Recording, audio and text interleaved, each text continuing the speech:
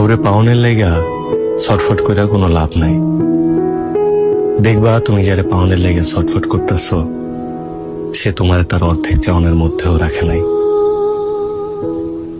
দুনিয়ার কাউরে এত মরিয়া হয়ে চাইতে নাই, যাতে করে সে তোমার সস্তা ভাইবা ডাস্টবিনে ফেলা দেয়।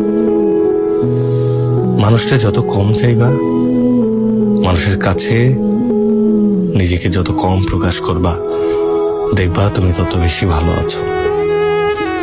একবার যদি নিজের ভাইঙ্গা চুইরা প্রকাশ করে ফেলো, অপর মানুষটা যদি একবার যাই না যায় তুমি তারে কতটা চাও, যদি যাই না যায় তার প্রতি তুমি কতখানি দুর্বল, তাই দেখবা তুমি আর ভালো নাই, ভালো থাকবারও পারবা না।